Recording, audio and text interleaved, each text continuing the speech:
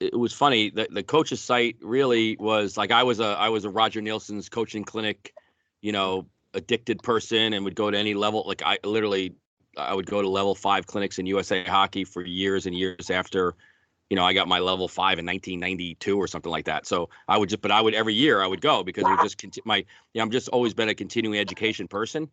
And what the coach's site has become for hockey is this conduit of having all this stuff in one place. And I think what Aaron and his team has done really well has actually brought more than just X's and O's into the fold. So whether they're talking about culture and mission and vision, obviously the skill development aspects are there. They have like a high performance coaching symposium that they do.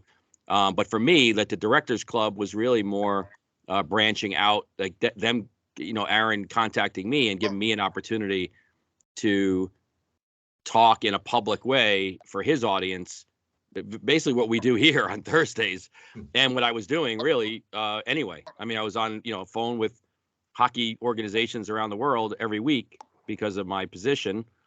And I was like, well, I should be able to do this in a broader scope and run by a bigger entity. And Aaron and his team have really established quite a big reach, big enough now that the Hockey Canada uses them as a piece of their coaching education curriculum and getting credits for coaching. I know USA Hockey is going to be using them as part of their, hopefully as part of their coaching education curriculum and doing extra what they call continuing education credits. So for me, that's really where the coach's site is powerful for me as somebody who's digesting the information, and for somebody that wants to get the information out. And then Matt, obviously, I got to see what Matt's doing. He could describe what Hockey Factory's research is, but for him to be able to come and get us all in the room to all these great organizations, and he's continuing to build on this, I think is such a great, I can't call up Shattuck St. Mary's and go there for the weekend and hang out with the coaching staff and try to dig into what they're doing to make their organization great.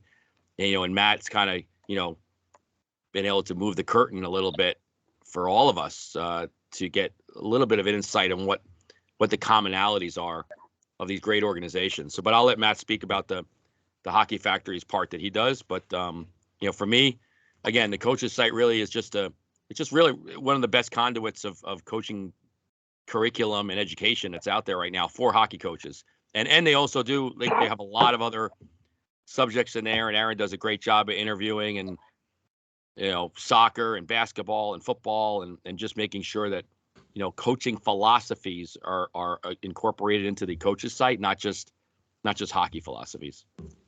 Mike, what you've said about Hockey Canada and Hockey USA buying into the coach's site, and Peter's point of the mission statement and trying to help that organization get it going, I would ask you guys that are connected with them to make sure the mission statement becomes their mantra down the road, because until that happens, all the good stuff they're doing, it's a spinning wheel.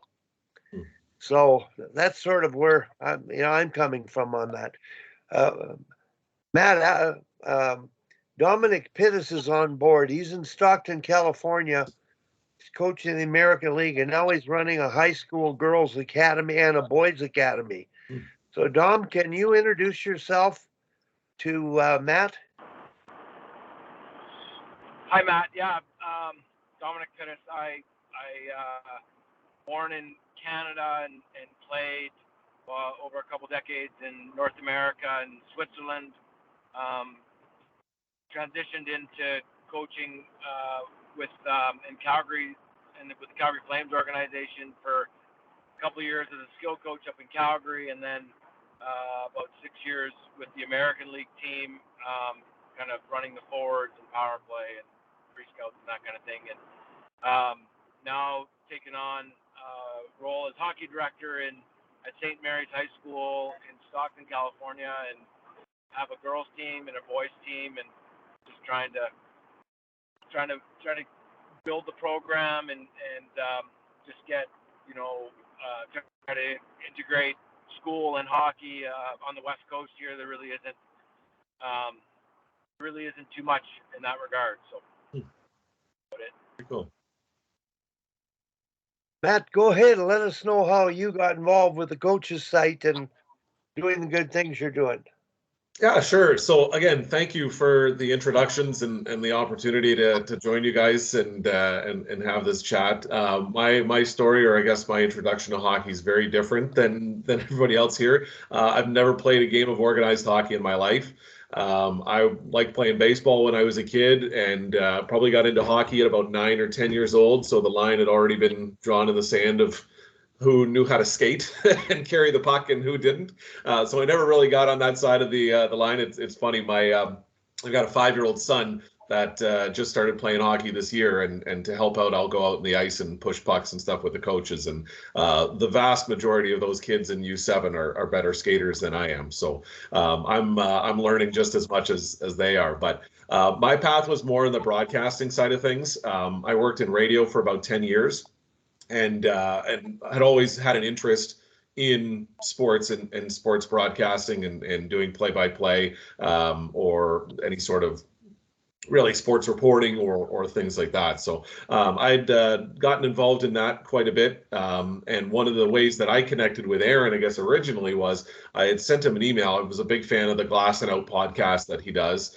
So I had sent him an email inquiring if he'd ever been interested in being interviewed instead of being the interviewer, to talk about the coaches site and how it launched and what dreams or goals of the coaches site would be. So we got into that conversation. He threw that around with his team, and they liked the idea. So I got a chance to do that episode with him. And afterwards, he asked if I had done any writing or had any experience doing that, which I had wrote for a few magazines and obviously done some hockey commentaries and stuff too. So he had this idea of this hockey factories, or what became hockey factories, where we would basically be reaching out to a number of different programs around the world to find out, like Mike said, commonalities, different, the philosophies, ways that they operate, their mindset and coaching, and kind of see behind the door there, see behind that curtain. So he initially reached out to a few different programs that he had contacts with. So the first season, we had a chance to do Shattuck St. Mary's, the Okanagan Hockey Academy in BC, Ljungvalder Mannheim in Germany, Jokerit in Finland, and Frölunda in Sweden. And so I was really using the beauty of technology and getting to set up interviews with coaches, former players, current players, general managers, trainers, anybody we could get their hands on that would tell the story or be able to explain what separates these programs from the ones that they would either be competing against or from around the world, and put those words into print and create those articles. So I've been incredibly blessed and fortunate to have just kind of walked into this and get to have some conversations with some people I would have never connected with before, and have learned so much from doing all of those and having all those conversations. So it's been quite a blessing to get a chance to do them. Thanks very much, Matt. Dean Holden is going to be joining us at about 9 o'clock. I believe he's dropping his daughter off at school. And he's probably the toughest guy I find to get a hold of, because he's just so busy and with his contacts around the world and his own life that's carrying on. But we know the Calgary people are very familiar with Dean and his background, and he's just about been everywhere. But he's one of the type of coaches that really thinks. He calls himself a parademic, and he is. And if you read his bio that I sent out, very articulate, well written. And one of the questions that I was going to ask him when he got on is, Dean, how do you're coaching a U15 team and you're working with coaches that most coaches have confidence and maybe too much confidence, and they're still got a lot to learn, and the kids, they want to have fun, and it's got to be understood and simple. So where's the line between theory and getting through to the kids, and the challenges he might face doing that? And that was one of the questions I was going to ask him, because I've known a few coaches that were really academic. George Kingston was one of them, but he kept it as simple as you could. He was very good at that. But gosh, did that wealth of knowledge that he had within him, it provided a foundation of information to add to his coaching toolbox, and it never caused him not to be able to communicate well. So once Dean gets on, I'll have him do a little bit of an intro, and right now I see Tim Bothwell's been able to join us. And are you familiar with Tim at all, Matt? No, we've not met or anything. No, so I saw the name and know a little bit about your history, Tim, but we've not been able to connect. Okay, Tim, your speaker. Yeah, Barb was running up and down the stairs. She's got a client in a few minutes. So, yeah, nice to meet you, Matt. Be interested to hear of your experiences. And obviously, I know Dean really well. He worked with me 1 year at University of Calgary, and terrific person. So he'll be interesting as well. And where are you, Matt? Where are you located? I'm in Windsor, Ontario. Okay, Joel Quenneville territory. That's right. Yeah, we've had a few good ones come through here. I actually remember, obviously quite clearly, I was at Roger Nielsen's coaching clinic, which, geez, I need to get back there. I haven't been there for about 4 years now after going for many years, but sitting with Joel and God, I forget who else was with us, with Joel in a bar in downtown Windsor. Well, the O.J. Simpson thing was really? going on in 1993. So one of those seminal cultural markers that we're all familiar with. No kidding. Paul Maurice had a long playing career with the Spitfires, or was involved in the Spitfires, and he's always kept a connection with Windsor as well. Yeah, actually, when I was at Rogers, I think about 4 years ago with Terry Johnson and Peter Smith, Paul was there speaking. Quite an impressive guy, obviously. And I didn't know about his whole legal career and how he told a story how he got into coaching. It was very, very interesting, actually. Totally by accident. Paul Maurice was a lawyer? Yeah, he was in law school. He was a really good OHL player, but not quite, I forget, I think he went to a training camp, but not quite draftable, or draftable, but not quite moving on. And I think he left training camp, got into law school in Detroit. And then I forget all the details of the story, but whoever was coaching in Windsor asked if he would help. And he just kind of said, well, okay, and sort of fitted in between his classes the first year, and then eventually, well, the rest is history, I guess. But that's how he got into it. He was in law school in Detroit. Matt, we had a guest. He's the head coach of the Queen's female team, Matt Holmberg, specifically talking about, he quit his law practice to take over the female hockey program. And he talked about the duality nature of law and being able to coach, and how the two intermingled in terms of benefiting the coaching aspect of things. And I don't know how many coaches are lawyers, but I think Cooper in Tampa was too. Yeah, Yeah, Cooper's the Pat famous Quinn. now. Yeah, Pat Quinn. yeah. And I wonder about Pat Quinn. That's amazing. I never realized he was a lawyer until much, much later. He didn't get his law degree until he was playing hockey, did he, Tim? After, I think. Yeah. Hmm. Just a tremendous guy. Anyway, while we're waiting for Dean to come on, I've got a sort of a general question. It may not come up with Dean, but we're talking about the disjointedness, like Peter Whitney mentioned. If you deal with things at the beginning of the year, you won't have the problems throughout the year. Yet they keep occurring. And sports governing bodies, like Hockey Canada and USA, they have a code of conduct. And we've tried to create a mission statement to set the stage. And it's sort of a piecemeal approach where you've got to really make that a priority in coach education, not the X's and O's. It's a cultural thing.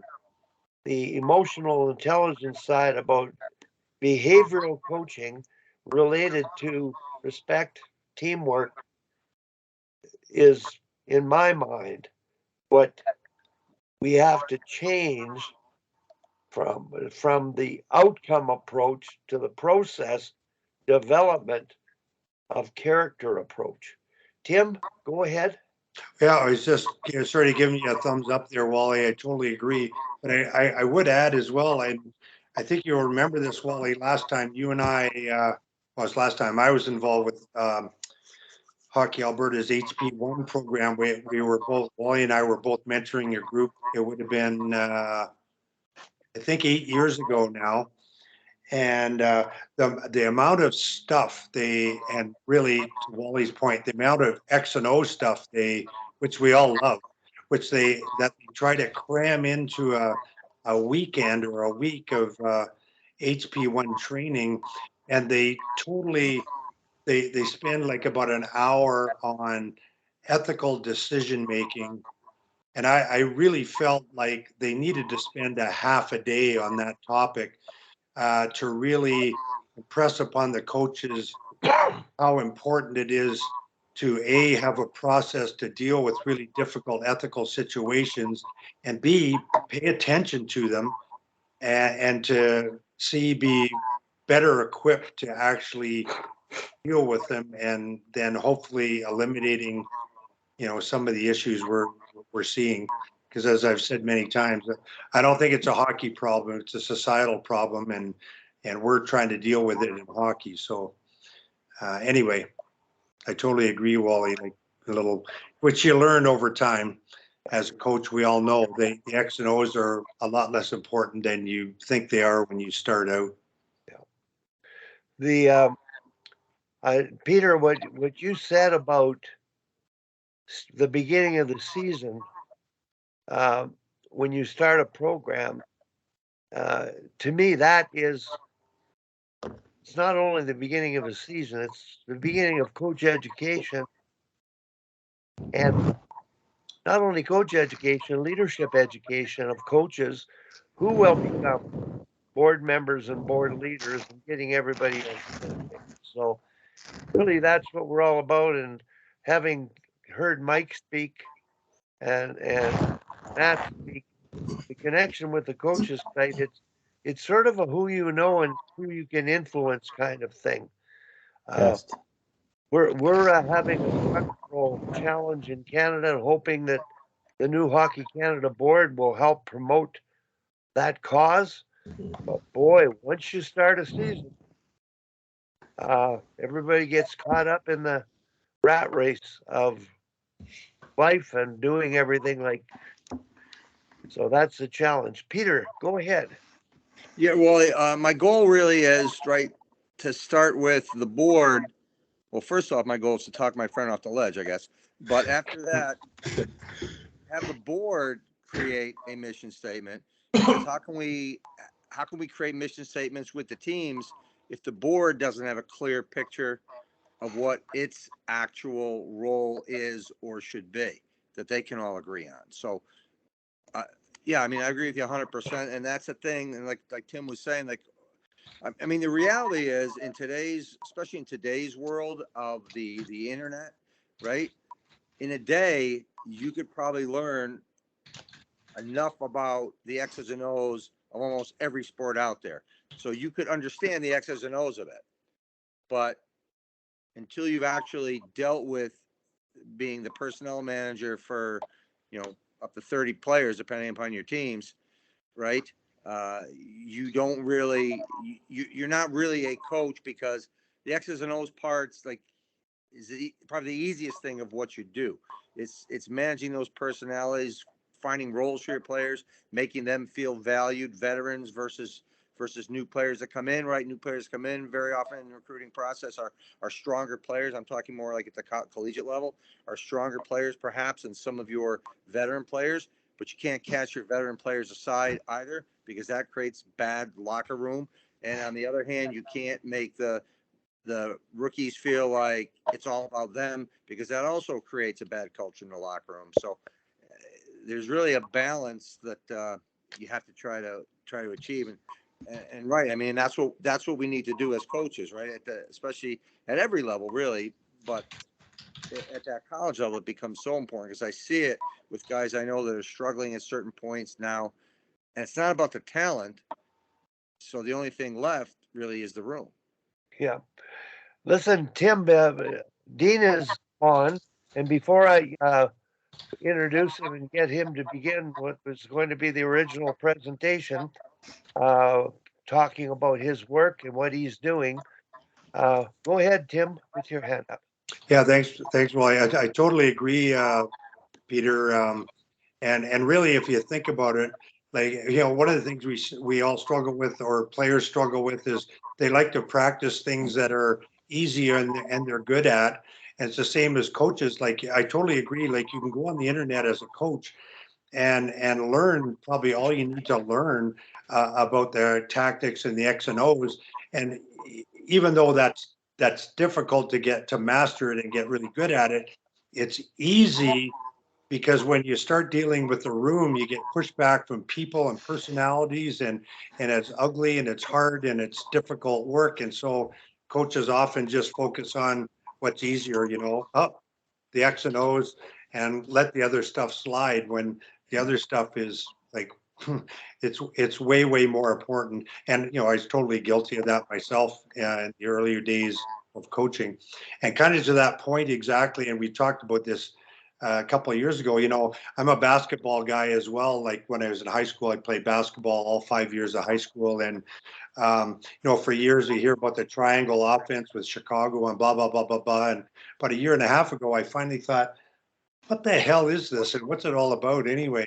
So I went on the internet, and sure enough, after a couple of hours, I'm like, oh, okay, I get it now. And now when I'm sitting watching a basketball game, as there was a couple of weeks ago in Arizona, ASU and Stanford, I'm able to sort of identify, oh, they're running the triangle offense, or they're not. And it's a tactical thing. Now, as we all know, it's a whole other thing to know all the ins and outs and the terminology and the nuance of actually coaching anything, whatever it is. But I totally agree that it's easy to acquire a base level knowledge of the X and O's, and too many of us get too focused on that, for sure. Tim, thanks very much. We could go on any topic. As you know, I want to introduce Dean, and I don't even know where to start. His background, and in terms of his resume, I find, I could ask him the question. You were in Romania and trying to mentor their hockey program, and that could be a story and a topic in itself. But the main thing was his thesis that he's still working on, and my contact with him has been helping do one ice time when he couldn't attend from the bench on defensive zone cover. Now, he's finally got his team placed in the proper division, and things seem to be going much better with the team, but he's still dealing with the reaction of parents and the staff seems to now appreciate the placement of the kids. But as a head coach with his knowledge, he's working with people that, of course, don't understand as much as he does, and yeah, he has to, handle them as well in terms of the coaches that he's working with. Dean, would you introduce yourself, please, and get us going on your session? Go ahead. Sure. Thanks, Wally. Thanks for having me. Hello, fellas, and Tim Bothwell. Bothwell, I don't know where you went to high school, but out here it's only 3 years, not 5. I'm not sure. So, Yeah. They used to have the old grade 13 in Ontario. A sidebar. That's still 4, Tim. That's still 4. Your math class is off. No. And 9 through 13 is 5, Dino. Okay. Well, I'll accept that. Good answer. Good cover. Anyway, it saved me my first year at Brown, by the way. Yeah, no doubt. An extra year of prep. It's like CGEP in Quebec. Yeah. Yeah, I appreciate the time here, guys. I've got till a little after 10 today, and then I've got to get on another call. But Wally asked me to introduce myself. I know Tom, I know Tim, I know Wally fairly well. Just for the other people on the call, I actually started playing minor in Calgary, and Wally actually used to run something called the Chinook Hockey Camps and Chinook Hockey Clinics with Don Phelps back in the day out of Village Square. And one of those rinks now is named after Wally. And it's funny because I'll never forget Wally teaching a couple of concepts on offense and defense in Village Square 1. And I remember Wally complimented me, and this is back in Bantam or Midget going, that was killing 1 against 3. And he's like, we wanted an example of somebody to kill and read pressure and contain. And he used me a couple times, and he told me after, he said, geez, you're pretty smart knowing when to pressure, when to contain. But that was about the extent of my hockey greatness in minor hockey. So anyway, after I finished playing back in about 85, 86, I think it was, I had already started to move into coaching. And, I guess I've been coaching and teaching and educating ever since. And as Wally says, my last work was in Romania, and working at an academy that was essentially, it was paid for by the Hungarian government. There's a lot of geopolitical factors over there, and Romanians are still able to vote in the Hungarian elections. So it's a way of putting money into the Romanian system to essentially procure votes for the Hungarian parliament. So the academy over there was based in Transylvania, in Upper Transylvania on the plateau. Stunningly beautiful place. The local guys here would, if I said it, it would equate to Bragg Creek and Canmore area. That's kind of what it was like. The mountains weren't quite as tall, but just a stunningly beautiful area. And we were spread out in 7 different locations. Probably the farthest drive between the 2 outliers was 2.5, 3 hours. So I was able to go around to all the centers, and I was working with the coaches, as Wally says. And I just jumped in. I think Tim was talking about culture. I just caught the tail end. Tim, I don't quite understand what you guys were all talking about, but the importance of culture when you're working as a coach developer in a foreign country is very important. And I know Wally's had some experience overseas in Japan, and Tom, of course, with Red Bull in Austria. Culture is a big thing. And for me, I had to try to learn the culture as best I can from an outsider, as a foreign person who's coming in supposedly with expertise, but it's not just cut and paste. I can't just go and take what I know and hope it's going to work. I have to be sensitive to the geography, the politics, the finances, the relationships. There's so many, socio-cultural variables there, and I have a tendency to sit back and observe for the first few weeks, and I build that into my plan, and then I introduce myself, and then I start to do a bit of an assessment during that time. And as Wally says, in a lot of these instances, you're working with people with a wide range of experiences, so it makes it challenging there's no one size fits all plan. You have to basically come up with an individualized plan for each one of these people. So I guess that's a little bit of an intro, Wally, and kind of what I did last. And obviously I've worked at other places as well, but that was the last stop. And prior to that, South Korea, China, Scandinavia, of course, Canada and the US, a bunch of countries in between. So it's been an interesting ride, and it's a great way to develop one's perspective, to be exposed to all these different cultures.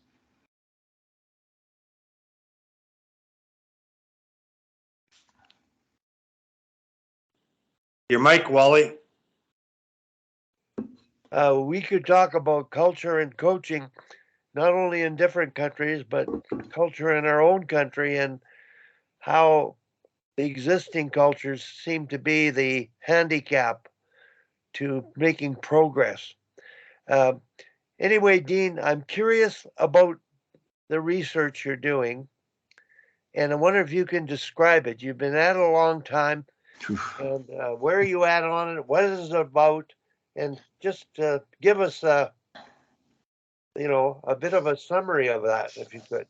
Sure. Yeah, I'm just finishing my dissertation here now. So basically, I'm spending many hours during the day reading and writing and thinking, oddly enough. So my topic is on basically a nomadic coach, and what are the sociocultural factors that play a role on one moving in, like I said, as an outsider, knowing that you're on a timeline and a shelf life and a contract, and you're trying to move from outsider to insider in order to connect with the coaches that you're working with, the administrators, the players, the parents, whoever your clients are, and their support network. So there's so much change in coaching just within your own country, within your own geographical location, let alone when you step outside of that. And even moving clubs, there's culture within a club, let alone the international aspect to it, or even just a provincial or a state aspect to it. So my research is basically looking at my last 10 years of coaching internationally, and both as a coach and a coach developer. And from my own perspective, like essentially I am the data, and how do I deal with the day-to-day challenges and curveballs that get thrown at me, and try to make sense of it. And I'm taking a sociological lens, because that's the school that I'm studying in with sport, and I'm applying that lens to try to help make sense of it. My intention is to, in the dissertation, I'm using an autoethnography, so I'm writing with a particular style, and I'm going to share several different evocative vignettes that are going to be anonymized, but yet try to act as a storyboard to walk other potential coaches through some of the day-to-day realities of life in the day in the life of the traveling nomadic coach. That's every coach, right, Dean? Hired to be fired, Bothwell. You know it, buddy. I do, only too well. Dean, you're talking about different countries, different cultures around the world, and now you're coaching. You're born and raised here, played here, coached here, and what have you learned from about the other countries that you might be able to apply here or are applying here? I think one of the things that I've learned over the years is I really I step back and I reflected critically on my overall evolution, I guess, as a coach. And I started coaching when I was still a player in junior. And, I think I'm up to about, 37 years. So I'm just a baby by most of your standards. But you guys have been at it more than I have. But I've almost divided my timeline into 4 or 5 discrete chunks. And I think I really started to change in 2001. I know Tim and I were at U of C for a couple of years together, and then he went to Atlanta and I went to Tri-Cities. And my father got cancer that year and ended up passing away at Christmas. And I left my job to come back to spend the last month with him. And after that, I kind of went back into minor hockey a little bit, college, university, kind of bumped around, and then I had kids, so I was out of it for a few years. But as I look back in my timeline, Wally, I think it was in that time period where my dad's passing really deeply affected me, and it helped me become a little bit more introspective. So I would say, it's obviously a significant life event, but I think it was a good thing in some ways for me to kind of take stock of who I was and what I was trying to accomplish. And I've since that time, I can probably look at 2 distinct time periods in my coaching evolution. And I think I really started to embrace the games mindset. I'd flirted with it a little bit, and I talked about it with Tom when his ABC's hockey book came out.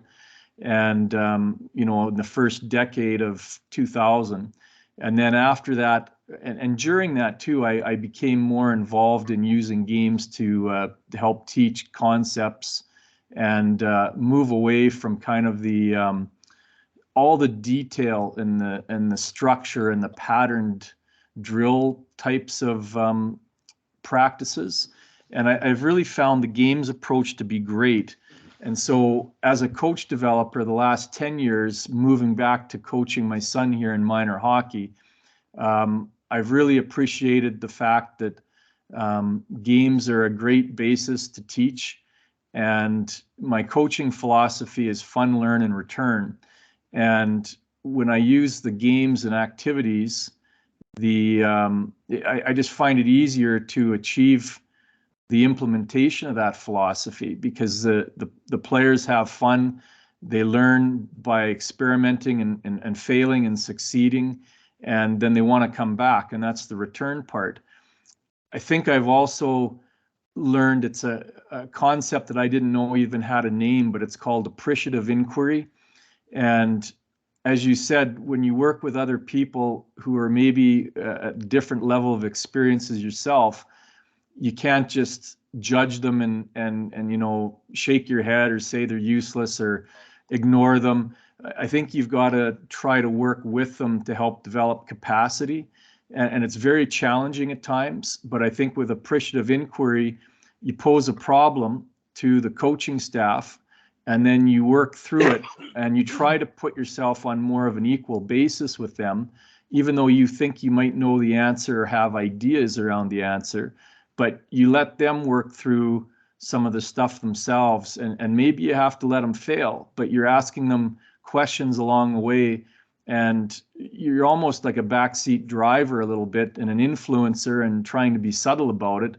And you take that approach and you try to help, build their capacity. And of course, some people's capacity may be greater than others, but you do what you can. And I think that those are kind of some of the key aspects, if I had to put a name on them, would be the game approach and, trying to build capacity using appreciative inquiry. Dean, when you talk about that yesterday, I worked with Tom and his U13 team, just really as a spectator, but we do exchange a lot of ideas. And I work with the other U13 coach and the staff, and he called me yesterday asking me to run an ice time for him. And I told him I really couldn't because I'm dealing with my health right now and hoping to be healthy for Christmas. And he is a deliberate, drill oriented guy, excellent. And Tom is literally the polar opposite. He teaches through games and he develops skills with game like activities, but the deliberate drills he does are really good at the development, but he spends more time on game thinking and application of skills. And I've talked to him at length yesterday, the coach of the other team. If he's not going to be at practice, I made the suggestion because I've watched them play games and they're very talented, but they don't think when they play games. They're not thinking on their own. They're very skilled.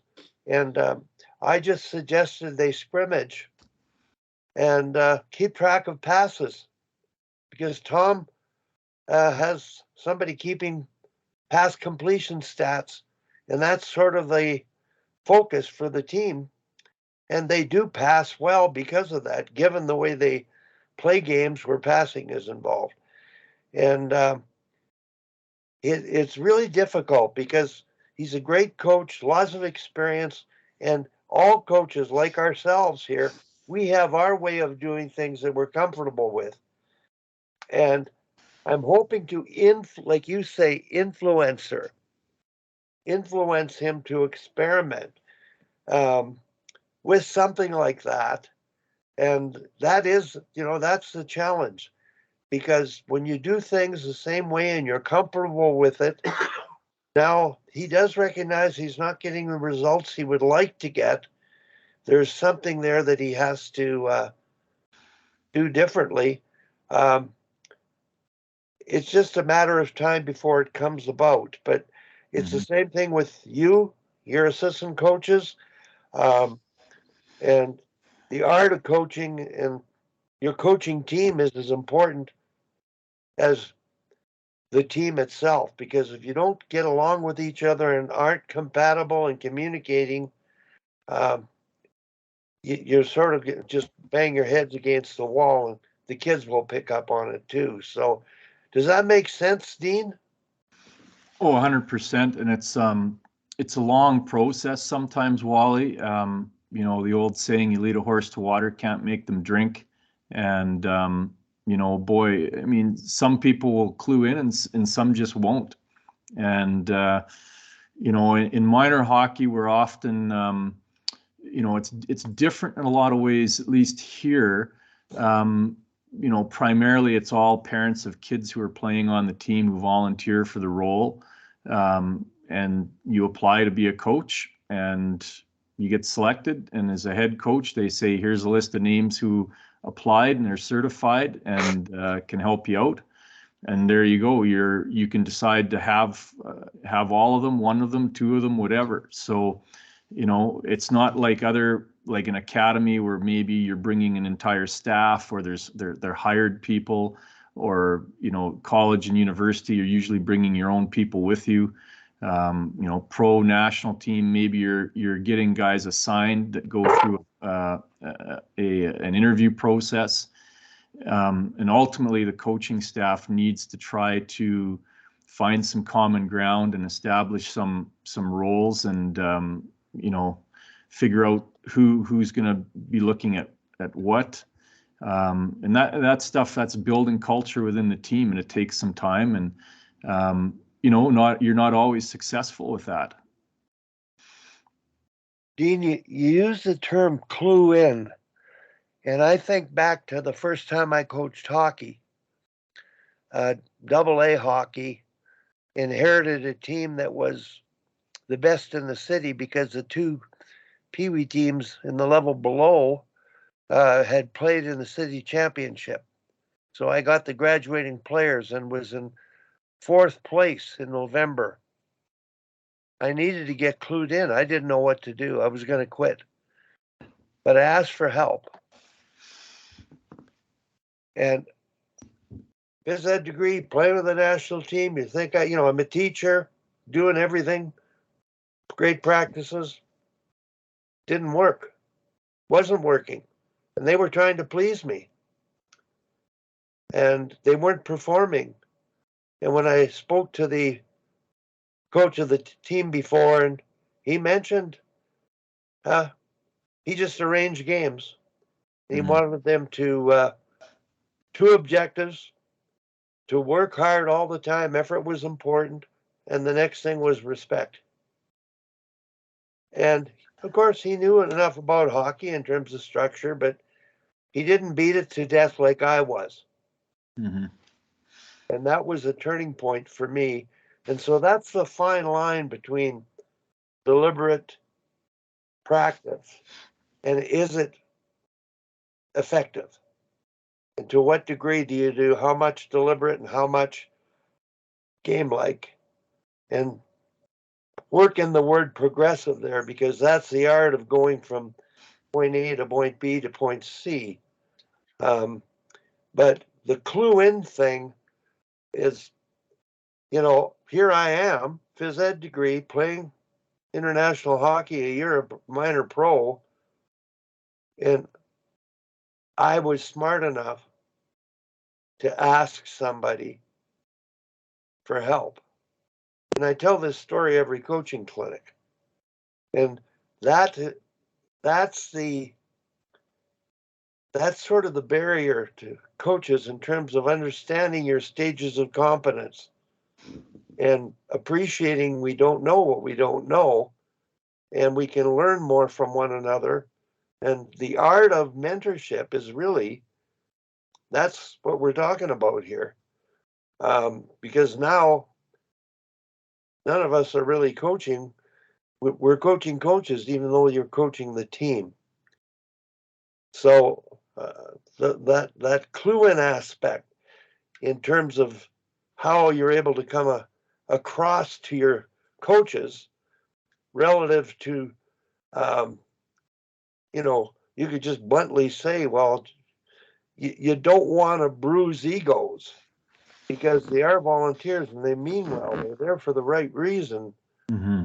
And there's a line of their own confidence and belief in themselves and their growth and their development. And I think there's an art to coaching coaches. And that openness to learning, which is really the essence of our group, the No Dead Sharks, continually learning and openness to learning and realizing the way you're doing things, can it be done better, and looking at different ways. So the question that I had, Dean, related to you coaching that team and the studies that you're doing and your wealth of knowledge inside that brain in terms of application to it, how does that help or hinder you working with young players and volunteer coaches? Well, I think it's been helpful, Wally, because it's I really wish I would have gone and done my PhD much earlier, because I've learned so much through this process. And I just feel I've grown so much in the last few years that I've started down this path. And a lot of it is, like you say, it's self-awareness, and it's keeping a growth mindset, being open, seeking answers from other people, other sources, and not just looking for like those kinds of people or readings that confirm what you already think or but you challenge yourself and you challenge your beliefs, and then you test them. And so I like to think of myself as more of a pracademic. So I've got one foot in the academic world, but I like to test this stuff out myself and just see, how applicable is it or not. And then I continue to try to, carve off little pieces that I can use. And it's no different with this U15 team. I think it's it's given me a much broader perspective to deal with other people. You know, the coaches, the players, you know, because I'm dealing with them on a pretty much a daily basis. So I think it's been a great help, rather than, you know, snap to a quick judgment and just make up your mind on somebody after your first or second meeting, or after a week, you know, you start to, you know, put people into stereotypes or roles, and you don't really think about it anymore, and you just continue on. And so I think you're just having that ongoing discussion with yourself, you know, and realizing that what we see with each other is just the tip of the iceberg. We don't know what each person's going through, you know, financially, mentally, all that sort of thing. And I think it really hit home here lately, like, and I think I've mentioned it to you, and Tim knows as well, Bothwell, that, you know, we lost one of our Dino alumni here late in October. And, you know, I think that something like that really does help bring it into focus, that, you know, you have a connection to somebody, but, you know, boy, when something like this happens, it really is a bit of a wake-up call. And, you know, the metaphor would be, we're all icebergs and we only see what's above the water, but, you know, 90% below the water, we just don't know what kind of a day that other person had, what kind of pressures they're under. We just see the external face, and we don't know what's underneath. So it really helps us to keep that perspective, and maybe not to just take things at face value, but really continue to build and maintain connections with your players and your coaching staff. I think that's very important. Dean, what have you learned coaching this Bantam team this year? Well, this has been a real challenge this year, because I think I've learned to try to manage expectations a little bit. We were seeded as a tier 2 team, and we didn't win a game until our last game in the seeding round. And I think we played 8 games plus an exhibition, and then we had another exhibition game after that, and we were clearly outclassed based on the lack of space and time. And just, you know, it wasn't for a lack of work ethic or of wanting to do well. And like you've said, Wally, everybody's got good intentions, the parents, the coaches, the players. But I mean, we were trying to punch above our weight every game, every period, every shift, and we just weren't capable. And we got moved to the tier 3, and all of a sudden now we've got that space and time, and we can get our head up, because for me, that's the big thing, is you've got to be able to read, and you've got to be able to scan in order to read and then to make a decision. So now that we have that little extra bit of space and time, our players are much better able to make decisions. Before, we were playing head down hot potato hockey, try to get to the puck, and if you do, just slap at it, and then, all right, my job is done. It's not in my immediate vicinity, so I'm done, and I'm just going to relax now. So I would say that the biggest thing this year, and the biggest challenge, has been to manage expectations and to try to, you know, reframe reality a little bit for everyone, and help them understand that, you know, this is a good thing for us. Every challenge is an opportunity, and we need to, you know, we need to pursue it. And I think of a book. I don't know if any of you have read Viktor Frankl's book, Man's Search for Meaning, on the his time that he spent as an inmate in the I think he was in Auschwitz, one of the camps in World War II, and he was a psychotherapist. And he said something along the lines of, between stimulus and response, there's a space. And within that space is our power to choose our response. And in that response, that lies our growth and our freedom. So I think that any coach, you know, it could apply to any profession, but, you know, any coach, and certainly here in my in my example right now of U15, I kind of draw back on that quote a little bit to try to help understand things and to put things into perspective. Now, the question, I asked was really related to self-awareness. What do you perceive and seeing? And I could ask the same question. Tom, I don't know if you're multitasking here, but what have you learned from coaching your team so far this year? Well, one thing is I went to the bowling party the other day and I realized how little they are. I wonder why they can't shoot. Their arms are like tiny, like some of them, but it takes a long time. No, just I think I really see the benefit of games, and I've gone back to coaching more using games like I always used to coach than when I was coaching college. There we did a lot of flow drills and all this that the other coaches liked, and to see the difference between how we pass the puck, because we play a lot of games. Like probably the first one to do is there has to be at least one pass in each zone, and we did or you get 3 seconds with the puck, things like this. But it just makes such a difference that it's incredible that, but the kids really like it because you get to play games, right?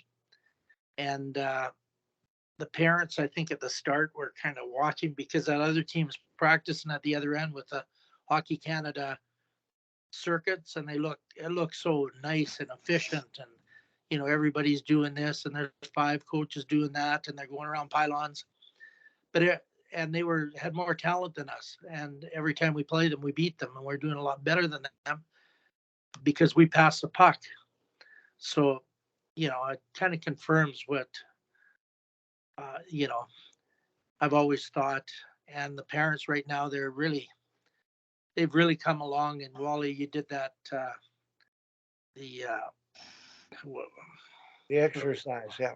Yeah, the exercise with them, and that really helped because at the start, Yeah, I think they're all kind of wondering about us as coaches. I got to mention this for everybody. Dean, the beginning of the year, Tom carded me as an assistant coach, but I've worked with Tom as a mentor for years, brought him in to coach teams where I was a paid mentor for Girls Hockey Calgary, and really just so he could right the ship of what was going on. But Tom was practicing at a particular arena, and I could see watching them play in a tournament, there was a disconnect between him and the parents. There just wasn't that look me in the eye, smile kind of relationship. And I mentioned it to Tom, and I asked him, and I don't know how we came to it, but I said, Tom, when you're running practice, let me run the mission statement exercise with them. Mm-hmm. They're all at practice. There's a boardroom here. It's just the parents. And what I learned from that, Tom, that has to happen. That's another stage in the process. At that age, all the parents are at practice. And they resented too because they'd all coach their kids, and now they brought in this outsider too. Mm-hmm. Yeah. Mm-hmm. And so when I did that, you described it. You enjoy coming to the rink, and they greet you. They recognize you and acknowledge you. I have some parents who the coaches don't even look them in the eye and say hello. So that lack of respect and this congeniality between people to enjoy the experience is lacking. And I believe, Tom, that had we not done that exercise, you would have been very unhappy sort of with that disconnect, because it is working. And that's what I would say if you're going to do the exercise, do just the parents, because the perspective piece, they really have perspective, but they forget about it. And I think good coaches have perspective. They begin the right way, but they end up going off the rudder of the direction because the pressure to win and the results takes over the ethics of coaching. And I was going to ask, everybody's coached a different year. Tim, what have you learned coaching this year from your experience? Well, I haven't been coaching, so I haven't learned much. Okay, I'm sorry, Tim Taylor. Taylor. Yeah, okay. I'm trying to teach myself on the golf course. I'm trying to coach myself. That's a real frustration. Okay.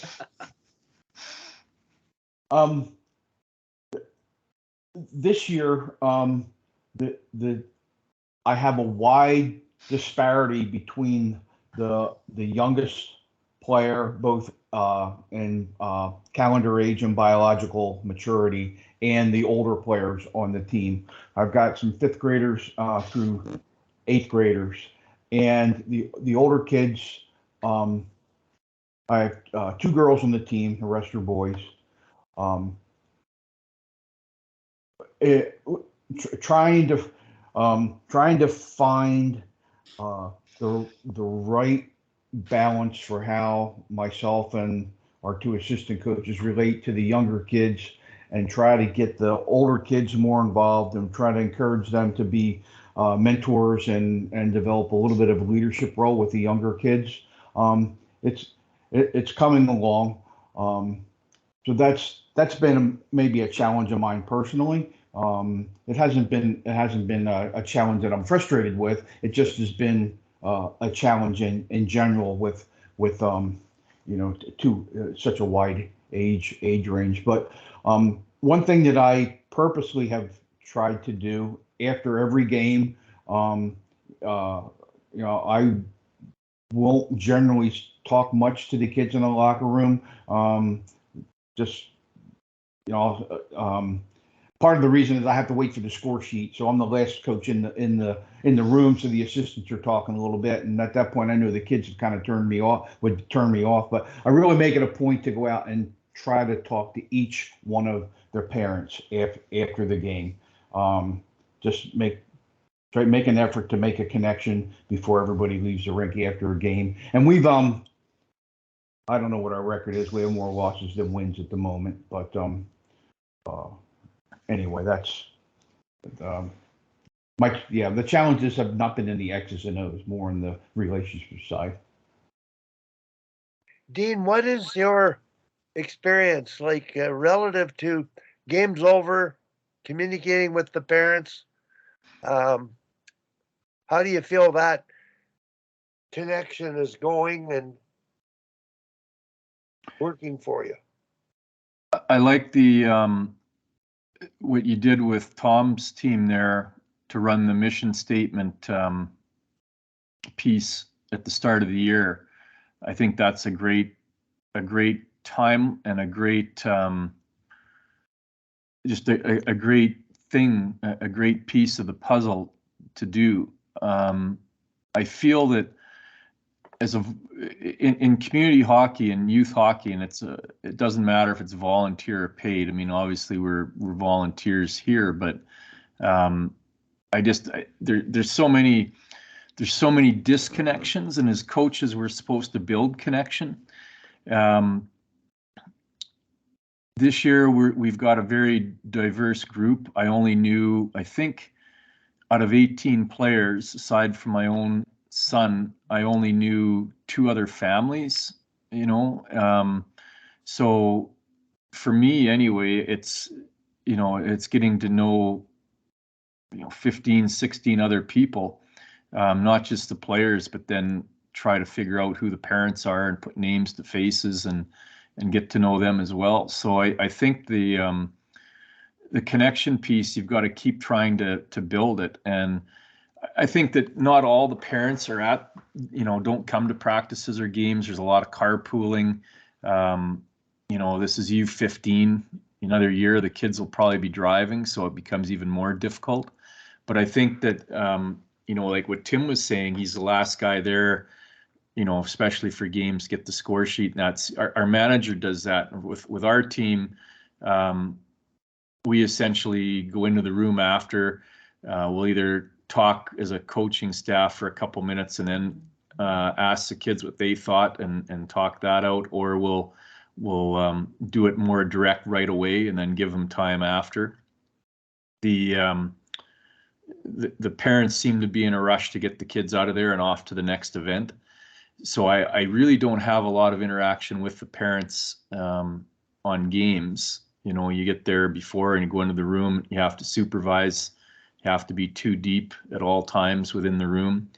And so we're basically in the dressing room, 45 minutes or an hour ahead until the end of the game. And like I say, the kids are out of there in about 15 minutes. So, it's, I think it's interesting. I think part of it's from COVID, from the last couple of years, I think, where there doesn't seem to be, I think that's contributed to some disconnect, Wally. You're there and then you're gone. And it's a weird feel after COVID, because we actually shut down here. We didn't play our first year of COVID. They shut hockey down that year after the first month and a half. And in the second year we played, but there was, everybody had to wear masks. We weren't even dressing at the rink. We were like, everybody would show up dressed, and then we would, basically go on the ice and leave. And I think it's thrown a big wrench into what normal used to be. And I know Tim had talked a little bit about culture there, well, both Tims earlier, and trying to build that connection. And I still think that we can do better. I think we can do better on our team. And like I say, I really like your mission statement exercise. I went through that, I guess, a year ago. Rick Berkeson and I did that with you online. And I think the timeliness of it, Wally, to include the parents in that as well at the start of the season is a great idea, and it's something that I'd like to look into, moving forward. Yeah. What I learned, I wouldn't do it with the players and parents. I would do it separate with the players now. Yeah. And the coaching staff has already done it before the session, and they are part of the player session. And then you have to do it with the parents and let the coaches run the practice. Now, here is what, Mike, you were trying to get me to do that statement exercise with a real young group of players while they were preparing to go to a competition. And like Peter mentioned, before that group got together, early in the season, you want to establish a philosophy and understanding that you're going to move forward with. So we never got it off the ground. The timing of doing it before the competitive season starts is ideal. Now, when the competitive season starts, you can bring the parents in and do it, because the kids get it. They're not going to be a problem whatsoever. But being able to do it with the parents is critical. Now, the gentleman who invented this exercise and applied it, his name is Dan Morrow. He's going to retire soon and get back into coaching. And he said I would change one thing from that process. He's the one that wrote it up. We submitted it as a curriculum certification topic. He said, and Dean, here's what I'm suggesting. If we did the exercise, even with the time remaining, with whoever's there in a room available in the rink you've got, that's going to pay off. But Dan said he would leave the team with the dressing room when the game's over and let the assistant coaches close it off. And he will go out now and mingle with the parents, much like Tim does. He makes a point of mingling with the parents. Dan said that's the biggest thing he would change, to develop that respect and trust that Tom now has. They respect him, and he can look him in the face. But right now, I don't know how many of you go out the back door when the game's over, and the parents go out the front door. And that's the reality of coaching and the disconnect right there. You're not respectful of each other, and the kids are the ones that are suffering. So, I'm glad we got a chance to talk about this, but Mike, go ahead. Yeah, and Dean, thanks so much for taking the time this morning, because your stuff's great, and I think I can relate to it a little bit, only because I'm a drop-in coach developer in a lot of organizations. So, semi-nomadic. You're semi-nomadic. Yeah, I come in. This is what we're doing great. This is what we can fix. I'm working with a program right now down in Kristiansand, Norway. Same idea, about just not really giving answers, but just giving feedback and saying, okay, well, here's where we're at and what can we do, and a different perspective, right? You're outside the role of everybody in there, and I actually liked my role the last 5 or 6 years, because I'm not cutting anybody. I'm not eliminating anybody's dreams. I get to just really just advise and give feedback. But as far as the conversation where it's going right now, and I obviously I believe in Wally's mission statement. We've used it. We've tried to implement it with a number of different organizations and teams. And I think there's and I don't know if it's COVID, but COVID definitely accelerated this. But the lack of community in youth sports is frankly unbelievable to me. There's no, like, if you are a volunteer coach or a paid coach or whatever you are, there's an expectation that the parent is now a customer, where I never felt that growing up. And I could if I asked my parents, or if I asked the parents of the guys that I grew up with, I don't think there was ever an expectation that the person that was coaching you that worked for you. And I think no matter what, and again, I'm in the East Coast. I'm in Fairfield County, Connecticut, New York area. It's probably a little different than in a lot of regions, but that expectation really is more adversarial right from the get-go, because I think when parents sign up for a program, they automatically think that you're working for them. And it is really hard for volunteer coaches. And I primarily work with volunteer coaches. I don't work with paid professional coaches in the professional ranks or juniors or major juniors. These are parents of 8, 9, 10, 11-year-old boys and girls that are frankly giving so much of their time. I don't think anybody even realizes how much time, I think their bosses would be shocked at how much time they give, in their youth hockey world and their role, away from their real jobs. But I think it's odd. It really is I think an epidemic on my end to see, the total disconnect that this person is not helping your child. They work for you. And the expectation is, there's certain things you need to do for me in this transactional relationship that we're in. Sorry, Tim, go ahead. Thanks, great points, Mike. And we're getting up to 10 o'clock. I know Dean has to go, but you just provided the perfect segue to Matt, really, because that's what that's Matt's world, so to speak, in the Hockey Factory world, where there is more of a transactional relationship between the players and the parents and the coach, for obvious reasons. They're paying big bucks to be at this Hockey Factory, so to speak. But it is an interesting observation, even in the minor hockey world. I never thought of it in that way, because I share your sentiment. Like, as a player growing up, I never thought of myself, my coaches, working for me, but working with me.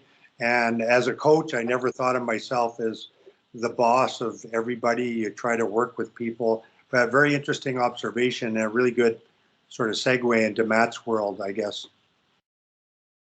And it looks like Dean's. And go ahead. I think Matt was next, and then Peter maybe. Yeah, I have one question here with related to Dean. And Mike, you use the term transactional. And Dean, in your bio, you wrote the word transformational. How do those two words come into play here? Well, it resonated with me. What Mike said was when he says transactional, because I get that same feeling here with the U15 group from some of them, and even some of the players. What have you done for me lately? And it's an outcome based perspective, and I think that a transaction is you do something for me, and because I'm paying money, is what I think you're saying, Mike, is now we're becoming a servant of the client who pays money in minor sport. And I agree with you that I think the sense of community is diminishing.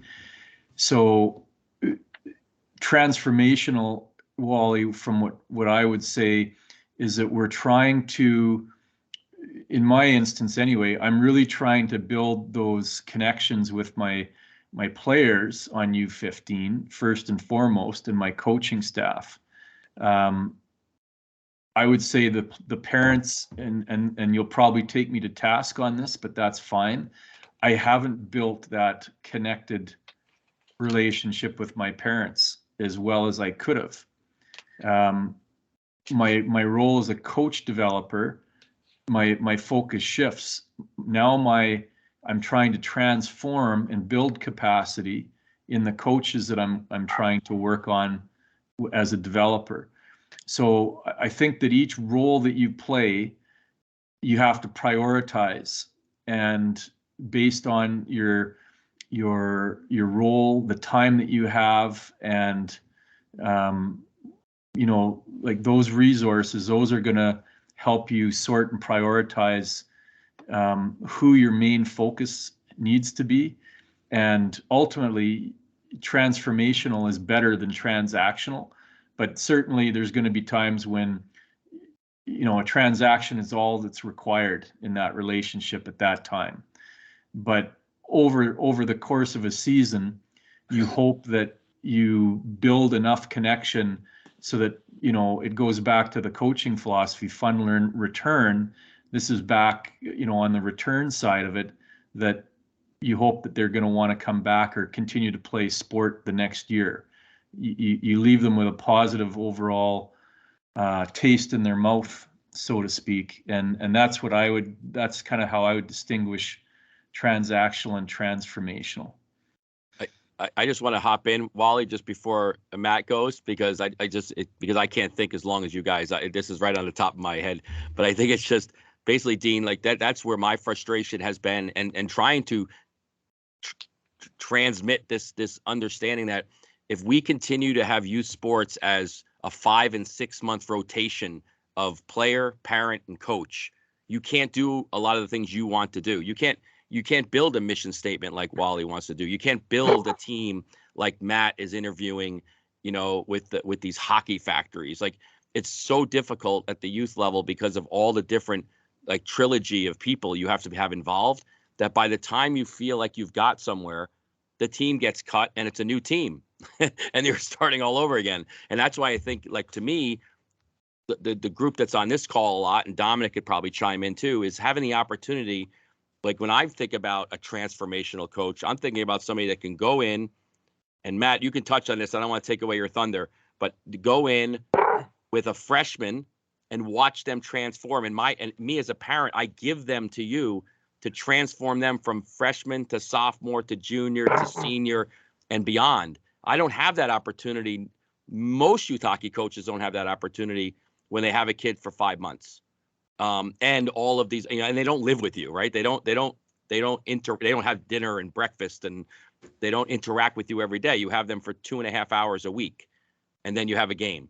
So I think that's where, like, this community hockey, if we allow it to any sport, if we allow community sports to leave us, and there's no town square anymore, there's no kids meeting at the park on their own anymore. There's no, oh, we just ran into mom and dad and the coach ran into you at the A&P or at the Stop and Shop or whatever the local supermarket was. Like, this is the kind of stuff that just doesn't happen anymore. And I think and that's eroding the community feel of hockey, making it more transactional. Like, I paid for you to be here. My expectation is now is I get this because I paid this, and then you have to do this for me. And it was funny. I follow John Gordon, who's he does a lot of speaking engagements that I follow down here, and he had put out like a free seminar one time, and all the complaints he got about the seminar wasn't at the right time for them. Like, why are you doing it at 11 o'clock in the morning? I work. Like, isn't it really selfish of you to do this? He's like, I'm doing it for free. Like, it's my time. I'm giving you my time to do this. And then you're, and I feel that way a lot of times as a youth coach, not at the higher levels, not when I'm working with the high school and prep school and college kids. It's always the parent of the 10-year-old that says, well, I know you did that 25 hours of video for our kids, but how come you didn't do this? Like, because nobody else even does that. So it was just, to me, and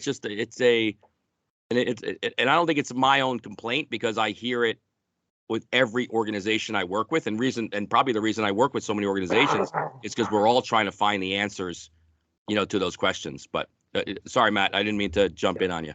Before we go to Matt, I thought Peter had his hand up earlier. Okay, sorry, Pete. I'd like to get Peter to express him. No worries, Mike. No worries. Thank you. Yeah, and kind of, I think piggyback off of what you're saying, Mike, right, is now parents look at for an actual return on an investment.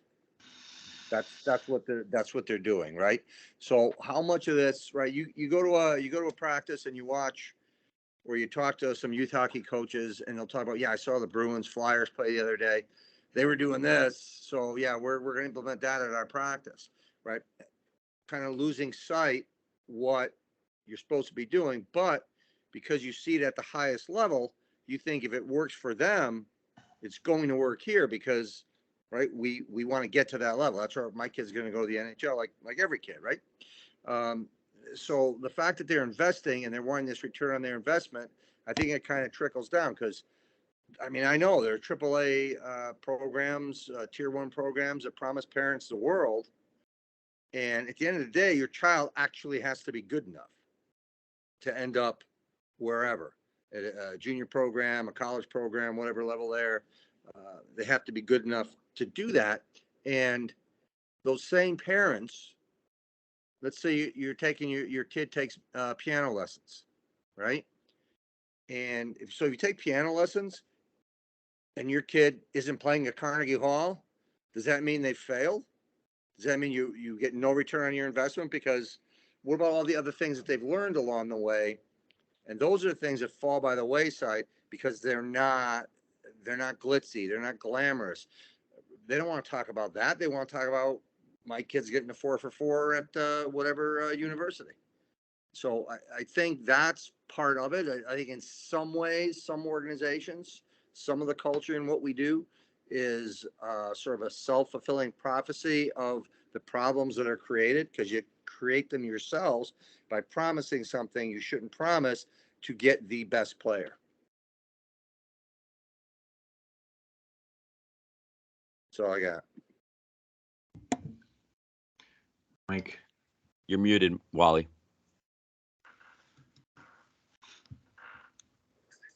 I'm trying to sort of, I see a synergy between what Dean's doing and what Matt's doing. And Dean, I know you have to head out here pretty quickly, so I'm just going to give you an opportunity, because you have to leave, to sort of summarize your thoughts at this point, and then we'll go to Matt after that. Okay? Sure. Thanks. It's too bad. I don't know if this is Matt. Matt, are you the guy with the beard? Yes, I am. Yeah. Okay, cool. I see guest user. I don't know who's who in the zoo. Sure. And I like. I've listened to one podcast there, Matt, before I leave, and I wanted to read this book or whatever. I I clicked on the link, but nothing happened. So I don't know. It's not your area, but I don't know if there's a way to get it sent through to us here. But Yeah, for sure. I think I've got the, sorry to cut you off there, Dean. I've got the PDF of it myself. I'll send it in the email, Wally, that you'd sent with the Skype invite. I'll reply all to that one, and if you don't mind passing it around to whoever else is in there, I'd be happy to share it. Yeah, I'd be fascinated to read that. I think the kind of the closing thoughts on mine, just based on what I've been doing with as a coach developer more so, and writing up my stuff here, is you know, I've come to realize wherever you go, there's certain factors that are going to influence whether or not you're going to have the ability to move a program forward, and you're going to need at least 2 out of the 3. And in no particular order, what's the cultural historical background of the club, of the academy, of the country, like at whatever level you're working at? Like, is there a culture for it? Is there a history for it? In Romania, there was, because we've got a winter climate there. There was history going back almost 100 years of ice hockey, even before that. There was a real heavy Russian influence after they took over, before they got rid of Ceausescu in '89. There's old black and white pictures up in the rinks, and in fact, in Romania, one of the first indoor rinks was built in Eastern Europe, you know, predating a lot of the other more powerful hockey nations now. And I didn't realize that Romania fielded a team at the 1980 Winter Olympics in Lake Placid. And a lot of those kids and grandkids of players that were on that team were still involved in the local community. So you've got your cultural and your historical factors. The second thing is infrastructure. Now, that doesn't just mean rinks, and it doesn't just mean ice, but it also refers to administration, you know, the community that Mike's talking about, a little bit of that as well. And then the third thing is budget. What kind of support is out there? You know, what kind of support does a national governing body receive, and you know, how does it filter down? How is your club team, your volunteer club team? Is it just membership dues? So you've got those 3 main areas, and you need at least 2 of those 3 in order to have a go, at least in my estimation, of having success in building a program. The overriding thing out of all this, though, is people, and you really need to have the right people that I've seen. And I don't think these aren't just limiting factors to international hockey, but I think to any sport. And that's the magic ingredient, is people. And if you read some of the stuff that Daniel Coyle has put out through the talent code, the culture code, things like that, and probably will dovetail into what Matt's talking about a little bit. But you need the right people at the right time with the right strengths in order to have that and create that special synergy. If you don't have the right people, your battle becomes that much more difficult and more challenging. And at the end of the day, I think that people are our number one resource, and we need to put more time, more workshops, more money, everything into the people, because at the end of the day, we're the ones that get stuff done. You know, yes, it's nice to have a rink. Yes, it's nice to have a history. Yes, it's nice to have money. At the end of the day, though, in order to try to fulfill dreams and to move things ahead, we need committed people. So those are kind of the factors that I see that could be universal, you know, more or less. And those are some of the things that I've become attuned to through my travels. So I guess that's kind of the closing note where I'd like to leave it at here today, Wally. I've got to jump off here in a minute or two. So Matt, I hope I look forward to that PDF, and I'll have to watch the tail end of this on the recording. So I appreciate your time today, guys, and I see Bothwell, you're back. You haven't beaten that golf ball up, so it needs physio, eh? You're squaring off those golf balls down there in Phoenix. But anyway, guys, it's been good. Good to see you all again. Tim will go for coffee when you get back up here. And Tommy, I'm going to try and come out and haunt you at a practice or a game. And of course, Wally, I'll stay in touch with you here and we'll go from there. We have a Thanks, Saturday guys. practice. Send me a note on what's up there, Tommy. Okay. Thanks, buddy. All right, Thanks, cheers, Dean. guys. Thanks very much, Dean. Thanks, Dean. Nice to meet you. All right, take care. We'll see you later. Back to the PhD grind. Okay. Oh yeah, by the way, Dean, I ran into Rob Cookson last night and I invited him to this, but he didn't show up. But anyways, he said, say hi to you. Oh, okay, thanks. Yeah, I talk to him about once a week, so it's good to hear he's still out and about. Perfect. We'll see you guys later. Okay. Yeah, Dino. Bye-bye. Matt, you've sort of heard the Sharks go north, south, east, west, everywhere. It's your time, Matt, right now to sort of encapsulate what you do with what you've heard.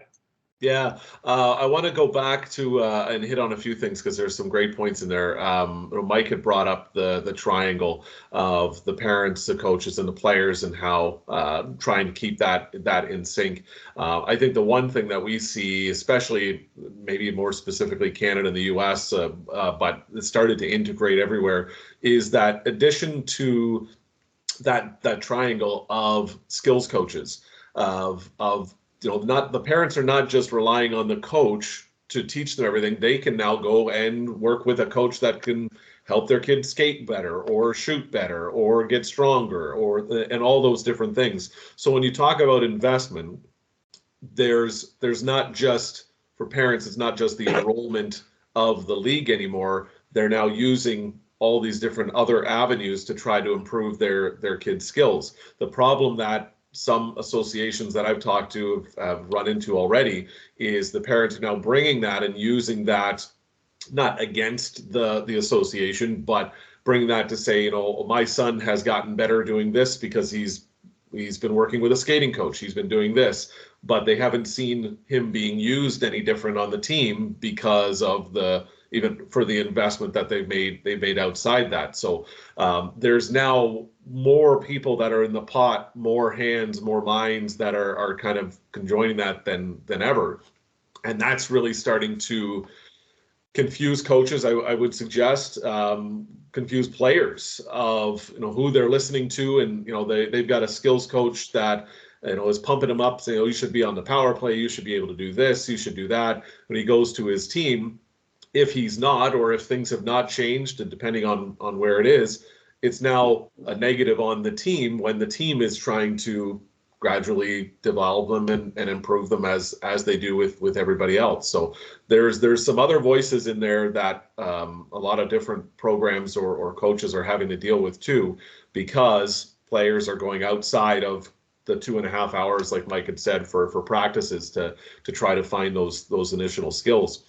And I think the word investment has been interesting in this conversation, and I use that in comparison to a couple of the programs specifically. The one that of the ones that I did in that first year, the one that really spoke to me the most, the one I enjoyed the most, was Jokerit in Finland. The people that were involved there and just the philosophy and mindset I thought was just fascinating. And they're one of those programs that they have somebody that starts with the coaching side of things at U7. They've got assistant coaches, are normally parents or whoever's volunteer, if they do have volunteers and what have you. And they stay with that group until they're in U12. So once they get past U12 into U13, U14, whatever their level would be, that's when they get into more of a coach for a coach's sake. Jokerit had or did have until recently full-time coaches at U15 and up. So they kind of hand that off. But you see and work with the kids in the development over the course of that year and learn them and their niches and work with them specifically over a much wider window than what Mike was talking about in that 5 months. And there's just the investment side of things as looking at, I find in Europe, specifically with the programs that I've talked to and in Canada, and being involved a little bit with minor hockey in Windsor, and I also work with a junior B team in the area as well. It's a very vast difference between short-term and long-term investment.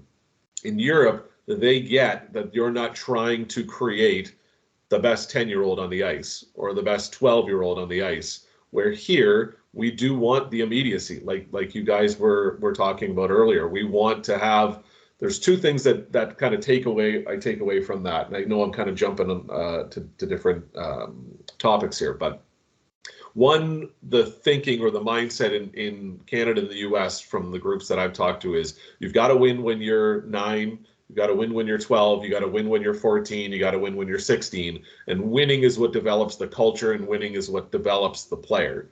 The second part of that, in the same kind of vein, is they want to be the best 10-year-old on the ice. They want to be the best 12-year-old on the ice. They want to be the best 14-year-old on the ice. Where in Europe, the winning comes from the development that they've done in the 9-year-old to 16, 17-year-old range. And the talent, and the same thing from the players, because their draft is always a specific year. The NHL draft is always a specific year. And ultimately, their look at this is a 12-year-old, the best 12-year-old in their association or in their country or whatever it is, does not necessarily mean they're going to be the best player when it's draft day or when they're trying to get these players onto their first teams at 22, 23 years old. So it's the big difference that I think has really hurt us as being North American specifically in having those conversations with these clubs is the short-term to the long-term immediacy and investment, and how these programs are taking their time teaching players A skill, B skill, C skill over a couple of years, where here we want it done in, like Mike said, in a couple of months, and we want to see the development almost practice by practice or game by game. So just my insight on that.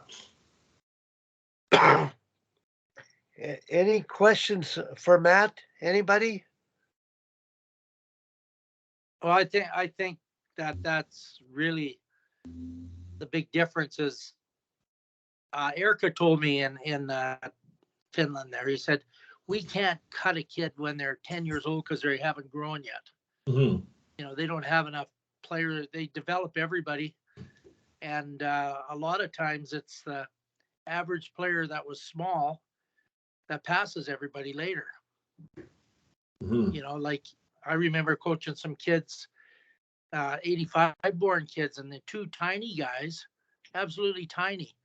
One made the NHL and one won the Hobie Baker Award.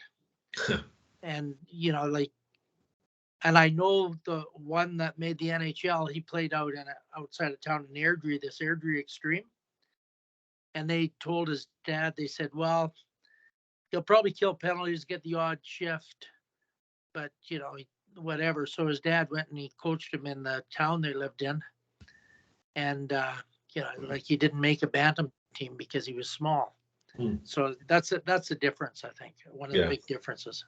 And Tom, you're right in the fact that, you know, in Canada and the US, we can throw a tennis ball down the street and find 25 hockey players, where in Finland and some of these other smaller countries, they have to develop every player because they don't have a lot of players to really pick from in the pool. You know, there was an interesting stat that I had found in talking to Dumouchelle Mannheim about arena accessibility, and them talking about how there was more arenas in Toronto than there is in the entire country of Germany. Population wise, it's not even close, right? It's what it was, I think it was 38 million in Canada, 83 million in Germany, something like that. So the accessibility isn't there. So they do have to develop. There is much more of a thought process of developing everybody as opposed to the top 10%. But the thinking from Mannheim, especially when they're looking at their first team, is you know, we don't know what the top 10% is until they're probably 18, 19, 20 years old. So why would we not give them all the opportunity to surprise or develop late or whatever the case may be? And I'll say to parents that the only really important place that they play is junior. Mhm. You know, they can be the big star, really young, but it doesn't really mean anything. Right. Right. Matt, do they bring up escalate players in age groups? Do they have 15-year-olds, elite 15-year-olds in Finland, moving up to play at the older age levels? They'll try to, yeah, and that seems to be one of the benefits that a lot of the players that I've talked to are discussing, and same thing with the first team, or you've got kids in U16 that play with the U18, special players that might be able to play in the first team when they're at U18 and that. So yeah, they do quite a bit of that. And bringing those players into those different situations to kind of not even necessarily evaluate, but more see how they respond, and kind of use that for their own development. Because like Tom had said, there's always an escalator to that. So a kid from U16 goes up to U18. That means somebody from lower has to go upper, and there's just constantly a chain reaction to that. See, in Canada, we have that Bantam draft. Mm-hmm. And in Ontario, it's a year later, which is huge. Yeah. Here it's a Bantam draft. So the disconnect with my kid getting drafted and development is made. Mm-hmm. And it becomes sort of an entitlement expectation. They've invested money. And the draft at that young age contributes to the disconnect. And it really is the demise of the game. Mm-hmm. So, Dominic, go ahead, please. Just to speak to that development model. So I was in Switzerland for 9 years with Cloten and then with Zurich. And, they've taken their model from the coaches that have come in. I know whether it was Yursanov that Tom had worked with in Salzburg, or whether it was the Swedes, or and the one thing that really stood out to me and how they did, and you touched on it a little bit, is that you're able to go, if you're Novitsin, which is, I think it's like 12, 13 years old, and I could be off. You're able to play up, you're able to play down, you're not. And so from a development perspective, you're able to slot kids in if they're more physically mature. Yes, they're able to play up and they're able to play junior, or they're able to play with the pro team or practice with the pro team and be able to move up and down. And obviously the numbers are less, but the just from a standpoint, and I know even as me playing for on the pro team, coming back from injury, I'd go skate with the junior team, and you had that ability to be able to move up and down. And the kids that were a Cloten flyer as initiation would be all the way up till they could play with the same club all the way up until pro. So like the, I guess it would be a soccer model, or very familiar or similar to the Frölundas or the Farestads in Sweden. And so from my perspective, it was really interesting to see. The other side of it is that, and I'm sure you've, documented it, but they'll stay within that group of that hockey group. They'll stay with them, for the course of the whole year, and they'll take 3 weeks off from the ice, and then they'll start their off ice, and they'll be doing all different sports. And so it's interesting. And I think from that sides of things, it's the overall development of the players seems to be, from my perspective, just a huge advantage there. Now, I don't know you would be able to do that in Canada just with the sheer numbers and the different interests. You touched on the skill coaches. When you're at the NHL level and you're calling in Adam Oates to come in and run power plays and whatever else, how can you not expect somebody who's playing 15 AAA to think, oh, I've got this skill coach that's going to come in? So it's tough, right? And when coaching the pro level, I would have guys, oh, I had a phone call with this coach and this is what he's seeing. Well, that's great. But I'm paid to help you, and we're running this system, if you will, and that's great that he sees that. But so it's tough. It's extremely difficult to be able to get the buy-in that the people trust you and people trust what you're doing, and it makes it extremely difficult. But yeah, just wanted to kind of bring that up about Switzerland and their development, and their clubs and the way that they run it. Zurich and Cloten in Switzerland are kind of the two biggest ones as far as developmentally, and they've taken a lot from the different countries, for whether it's Andy Murray that came in and coached in Davos, or you look at Ron Wilson that was there in Davos, or you look at the Russians or the Swedes and whatever else have you. So interesting melting pot there in Switzerland as well. So you're on mute, Wally. The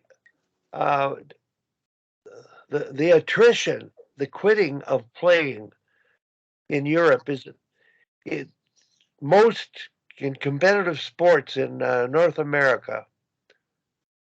Kids usually quit playing a sport by the time they're 14. Now, is there this attrition in sports, in hockey in Europe, in the country that you've been in? Are there people quitting, or are they investing in those programs and staying there? You talking to me, or was that question directed at me, Wally? Or well, both of you, but I'm yeah, asking. no, that would be better. Yeah, better suited. He's seen a lot of different programs, so. Yeah, I think the one thing that I've found with a few of the clubs, Frölunda in particular, is they do talk quite a bit about not just the kids playing, but possibly down the road coaching, even more possibly down the road sponsoring, and kind of creating that experience and keeping it with them. So I don't know specifically what dropout rates are like in particular. I think one of the bigger things that some countries in Europe have to deal with is hockey is not number one. That there's a lot of other sports that kids are getting involved with, and quite possibly younger. So I don't know what that looks like as far as how many kids will leave, or how many kids will are finished playing at a particular age group. But I do know with these countries specifically, they do think of the experience specifically in the sense that they're trying to keep the loyalty to the program and all that is going. So, but I don't know what that looks like as far as dropout rates. Well, I've got a question here. Having been over there and seeing what they've done well, what have we got to learn from their models? Yeah, so from the time that in the conversations and stuff that we've had with them, I think the the biggest thing or one of the bigger things that I'd learned with them is just the consistency in the model. I think what tends to happen in our area, and this might specifically just be because of age groups, or it may just be a very small window of places, is again, the voice is coming from every different angle of different ideas, different ways that particular player should be contributing, where there seems to be a bit more loyalty to the program itself than it's a place for them to play hockey. In some of those countries, or most, I should say, the ones that I kind of focus with, they have a choice to go to play with whatever club they want to play with. I know in our area, we're specific to our zone, or geographics, whatever it is. So you kind of play who you play for depending on where you live, where there is a little more, lack of a better term, cachet to the program itself. So there is some loyalty that gets developed from that. And there is a lot of recruiting that gets done at a young age. intentionally and unintentionally. So that means, Jokerit does skating schools. So they are, hoping to be the first introduction to a 4-year-old or a 5-year-old to actually touching blade to ice. So you're trying to keep them in the system that way. They do kind of go outside their borders a little bit from the particular communities that they're in to recruit better players. They do community groups as well. So Jokerit coaches will go to different youth clubs, their community clubs, to help practices and stuff like that. So there's a little more exposure to that there, but there is a lot more, if anything, to compare it to. It's almost as if at a younger generation, the loyalty that you have to the university that you go to in the States. One thing that I don't see at all from where I stand, and being in Windsor, right across from Detroit, I probably see it more than most. Like I went to Humber College in Toronto. It doesn't really mean much of anything to me other than that's where I got my diploma. I've got friends in Michigan that go to Michigan State, and she could be the most beautiful woman in the world, but if she wears maize and blue, she's not going to touch her, right? There's an alliance to where you went to school, and there's also, I see in these European programs, an alliance to where you grew up or what program you grew up in. So that starts from it right from the get-go for them. But I think ultimately one of the bigger separations, and it was funny doing these experiences and going through these programs, is a lot of them have the same things in mind, and they each have their own little different niche to it. But people is number one, the development is number two, and giving players the opportunity to experience different avenues, like we had said, playing a little bit higher or keeping them in the train, as opposed to trying to drop them out because they might not make a U14 team or something like that, trying to find different opportunities for them that way too. So there's a lot to that as well, but it is really a philosophy mindset of the long-term investment, as opposed to the kid at 9 years old has to be able to do this, and this, or this coach is not doing a very good job, or this program is not doing a very good job. We'll just move. We'll just go somewhere else. Where, Jokerit specifically sends out a model to parents that, we work in the 4 quadrants of hockey, playing offense with the puck, offense without the puck, defense of the puck holder or puck handler, and defense without the puck handler. And one year one entire season might just be dedicated to playing offense without the puck. So they play games, they play practices. The coaches afterwards are talking specifically about that entity. You could lose 7-0 in a game, but if the focus is playing offense without the puck, that's the conversation that gets had after the game in the next practice, where the results, the winning, losing, all of that, it just truly doesn't matter. The one that I just finished doing was with Zug in Switzerland. And I had to talk to their coaches and a few other people. And I had to specifically ask them when winning starts to matter, because coach after coach, GM, trainer, nobody even mentioned it. They didn't talk about it at all. And I asked when winning matters, and their answer is winning matters when the development has started to come through, when we've kind of put the pieces together. Now, we see what we have, and that for some of these programs is U18, which I think is, from a mindset of Canada specifically, is a ludicrous idea to bring up to somebody and saying that we're not worried about these kids winning or losing until they're 17 years old. I don't think there's a lot of people that would buy that, buy what you're trying to sell there. Well, Matt, I'm going to throw this at you here. In Europe, do they shorten the bench? And we're talking, I'll give you an example, 3 lines. Yeah. 1, 2, 3, 1, 2, 3, all 3 periods, start a different line each period. Or do they go 1, 2, 1, 2, 3? In the third period, 1, 2, 1, 2. And what happens? Are they faced with the dilemma of thinking that winning is shortening the bench and developing. They miss the boat. So is that happening in Europe as much as in North America? I'd suggest, especially at the earlier ages, the only way it is doing it, they are doing it is strategically, in the sense of maybe more special teams than anything else. And even Shattuck St. Mary's kind of hits on this, and it was very interesting from being an age group difference of high school kids. But we'll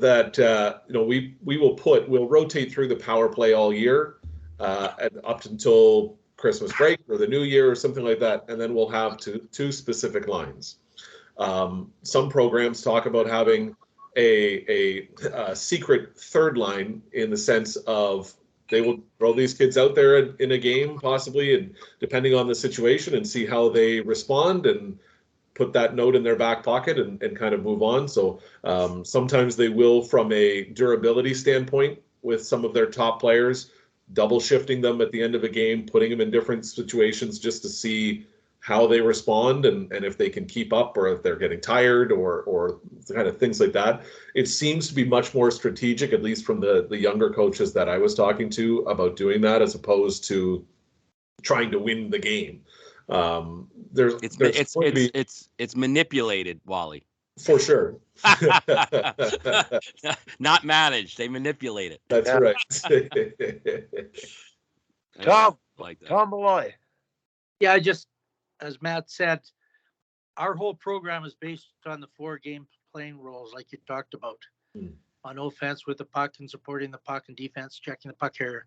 So everything that Johanny, because being Finnish, everything that we do is organized like that. And then when I run practices, that's the themes I have for different practices. Is, this way you don't leave out things then.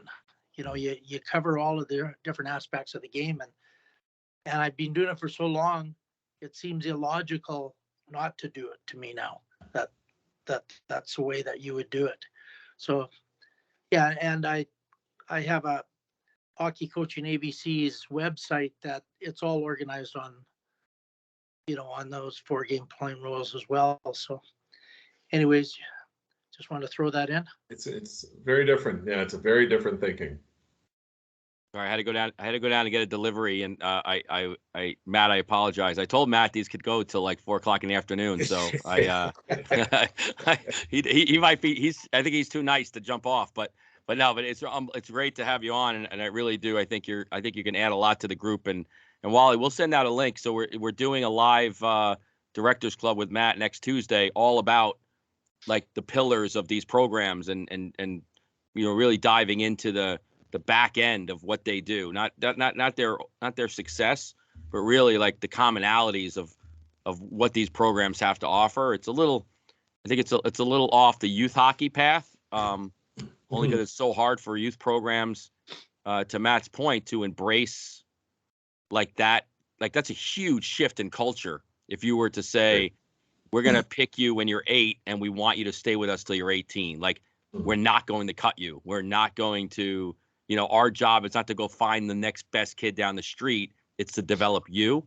It's such a huge cultural shift that I think we've missed the boat here in North America. And it's really, really hard to, put that back in the bag. But I don't know. We'll give it a whirl though, for sure. Matt, I want to thank you for coming on. I think we should have both Matt and Mike come on and sort of the thread of what you're doing, and specifically the experiences you're facing. They're right in line with what the Sharks are wanting to help solve. And it's just trying to make a bit of a difference in whatever way we can right now. And I think we know where all the warts are, and we can remove them or change them or alter them a little bit, make them smaller. But the interesting thing is, when you talk about parents, all parents who put their kids in a program, they want the best thing for their kids, not just hockey wise, they do understand the values of respect and teamwork and hard work and the listening skills, behavioral skills. So my focus now at more than ever is educating behavioral coaching. And at times, coaches increase the problem because they don't consistently deal with improper on ice behavior. You know, a simple example is an extended shift, staying out too long, disrupting the rotation, and then the coach double shifts you. What are the other parents thinking? When they take them off the ice and take your kid off the ice and put somebody else on, they accept it and don't say anything. And that's, to me, is a crime. When I've seen it happen at a novice 8 level, when it was whole ice hockey, that's happening. And I was told by the president of the association to mind my own business when I brought it up. And of course, I said it was my business and what he was doing was criminal. But some people have to stand up for what they feel. And that's where the parent communication comes in. And the mission statement comes in because it's a chance to put perspective into sports. Like Dean was talking about, we can't lose perspective. That doesn't mean you don't want to win. You actually do win when you do things the right way. You have respect and teamwork. You don't win with the model of coaching and parenting that thinks extra money, extra ice time, playing with certain people. Those are unhealthy kinds of growth environments. And they're stunting environments and environments that cause problems when they do get to higher levels, behavioral problems, which, you know, our particular governing body is facing right now. I think if stemmed, evolved through the system, and it's something that has to be changed, and I hope it does. Yeah, 100%. But I want to thank you for your time. I've got a doctor's appointment here I've got to prepare for, and hoping to recover from my cold. I haven't coughed a lot today, but I'm keeping my fingers crossed. It's been 5 weeks now. I've been coughing and blowing my nose, and I haven't been out of the house for 2 weeks. Wow. Except for medical appointments. And it's not COVID, but apparently there's a bit of a chronic cough going around, affecting everybody. Yeah. Might be a... Yeah, I think everybody's fighting something at this point, it seems. Well, I want to thank you all coming, and Mike, if you can get somebody else to come on later, and you know, having you on is a blessing because I think your connections and then just your discussions lend themselves to solutions of the problems we all face. Oh yeah, no, this is my cheat sheet Thursday call, so I love it. It's always good to reconnect and say, oh yeah, you know what, I didn't do that, or like I'm not one of those. I hate the I already tried that, you know, like it didn't work. Well, I don't know. These 8 guys tried it. Let me try it again, or let me figure out a different way to attack it. So like Dean being on was great, and I think Matt will be a great, you know, when he can jump on every now and then, be a great conduit too to get more. You know, he's so connected too with all these different users. I was telling him, you know, one of these days we got to get him on when Pacina's on as well, and I know he wants to, get in contact with Kim McCullough too. So all good, great people on this call that I think would add to, you know, what Matt's doing too from his perspective.